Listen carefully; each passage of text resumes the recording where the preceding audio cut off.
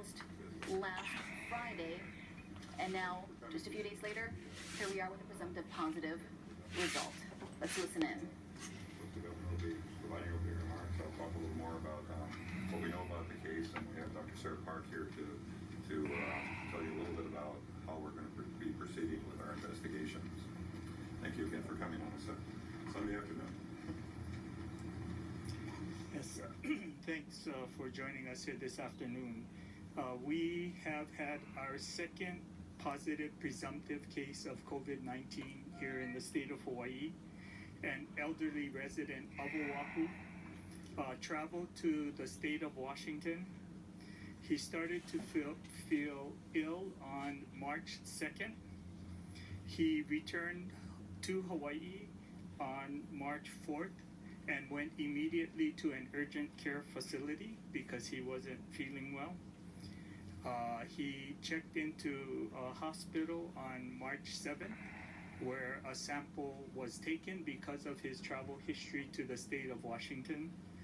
And we confirmed the positive for COVID-19 this morning.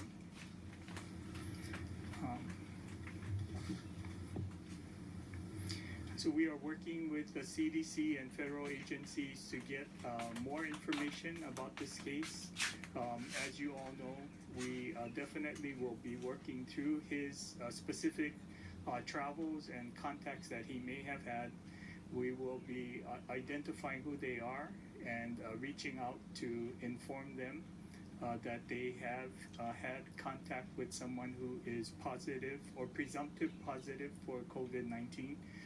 And then the State Department of Health would be working through that continuing investigation and ensuring that we contact all of those who may have had any exposure.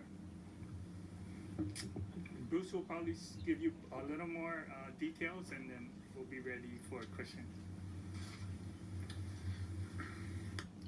We've had actually 17 of the 21 deaths from COVID-19 have been in the state of Washington, which is why the physician who was helping this individual identified COVID-19 as a possible source or cause of the illness.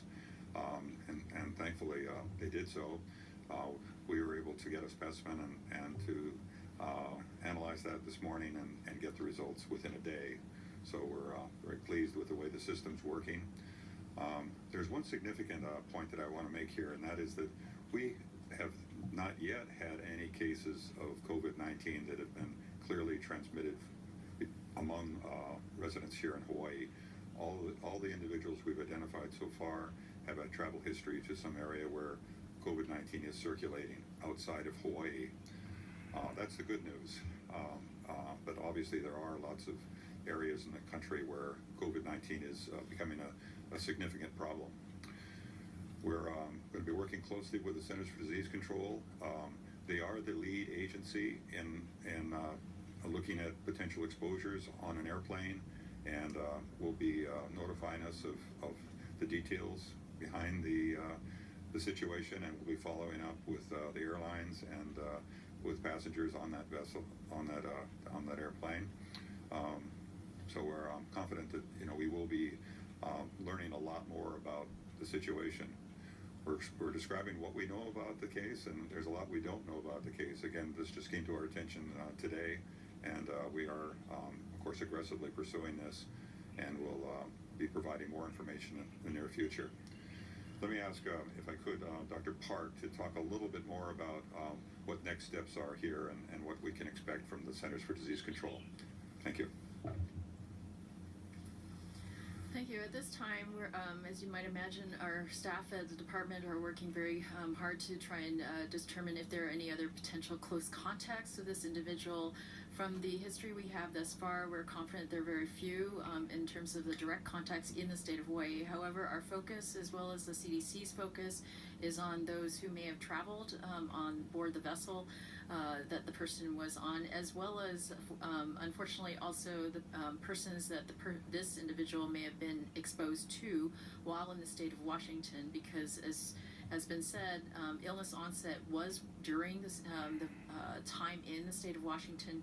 So we are at this moment actually dialoguing with our Washington state colleagues to convey to them whatever information we can get to them to help their investigations in the state of Washington. So I'll leave it at that for now. So, Any big questions? is it safe to say that right now you don't know what airline he came on? You don't know all of these details yet?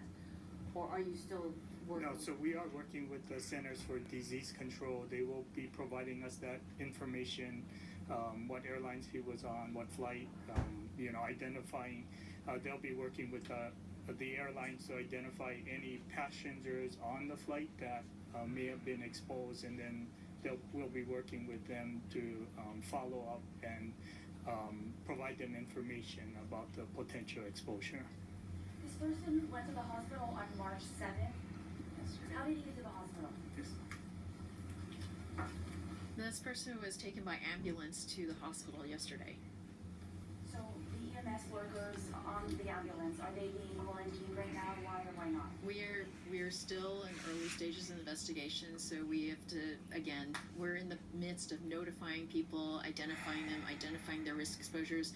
Consider also the fact that all healthcare workers as well as first responders have been we've been giving them advice. CDC has been giving advice all through up to this point regarding appropriate protective gear, personal protection, as well as appropriate infection control procedures.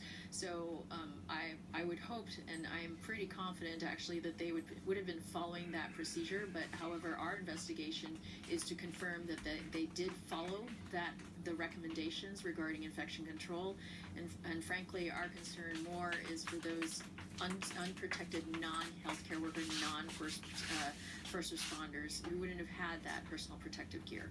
So the timeline, the March 4th when he returned, I mean, he's already symptomatic. He doesn't go to the hospital until March 7th. So we have a 3-day gap here, correct? You know what? This is a very ill individual, and from we understand of the story, basically stayed at home in bed and until the ambulance was called. He did go to an urgent care center on the 4th when he arrived. We don't believe he was there for a long period of time, but he was there for a while, then went home, and presumably was at his home until the ambulance was called, and then he was transferred. Sorry, doctor. Can you get to the microphone? You don't have to start over, but Yeah, the individual arrived on the 4th. They went to an urgent care center there at Kaiser, and went home after that. Presumably was at home throughout the next few days until the ambulance was called, and he was then taken to the hospital. The ambulance personnel are all trained on dealing with individuals with respiratory disease, and would have taken precautions in getting him to the hospital. And of course, he's in the hospital in isolation now, so there's no risk to anyone in the hospital. The hospital, of course, has elaborate procedures for isolating an individual, as this one is, and he remains there in apparently a serious condition. You're saying he's in serious condition. Do you know what his symptoms are? We can't describe details of his condition. Again, we want to protect the privacy of the individual in the hospital. How many other people live with this gentleman? Sorry, do you know? That's personal protected information. but there are others, unlike the other man. The living situation and other information regarding this individual is private information, but to assure you that we are working on identifying any potential persons at risk at this moment and making contact with them to make sure that they are appropriately protected themselves, are appropriately monitoring, and our community is safe as well. Dr. Parkinson was a very ill person. Yes. Did they have other underlying health issues other than COVID-19? Again, I can't divulge that information is personal medical information, so I would just respectfully respect him and his family, would not prefer not to answer that question. We said earlier that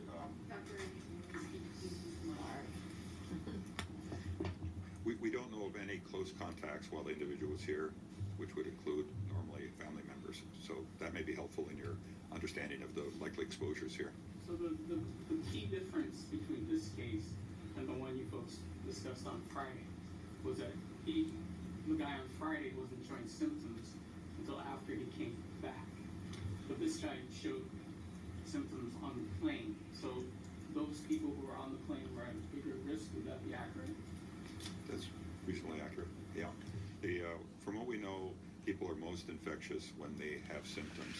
Those would be periods of time when we'd be most concerned about exposure to the individual.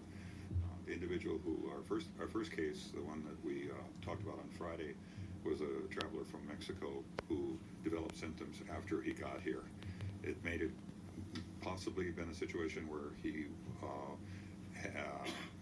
was contagious before that period of time, but we think he developed symptoms after he arrived here, so that anyone who came into contact with before then probably would not have been exposed significantly. This individual, however, was ill before he left Washington State, and for that reason, we would expect him to be of higher risk.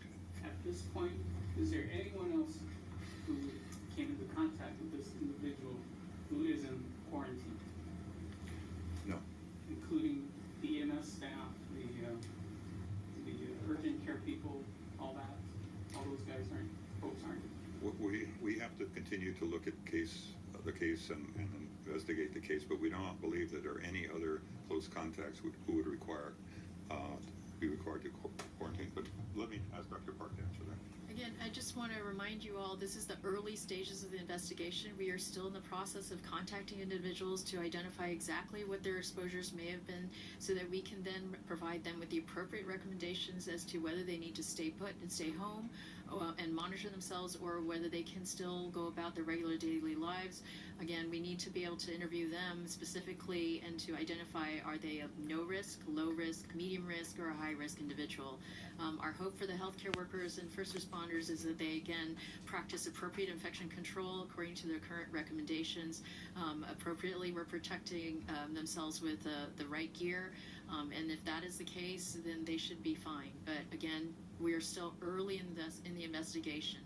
So that means that the EMS workers knew they were going to a call of a potential COVID-19 patient. The protocol right now for all EMS workers is that if they get a heads up essentially on the call that they're going to be dealing with someone with respiratory symptoms, they should immediately gear up and protect themselves as if it could be a COVID-19 case. That is the protocol, from my understanding, in discussing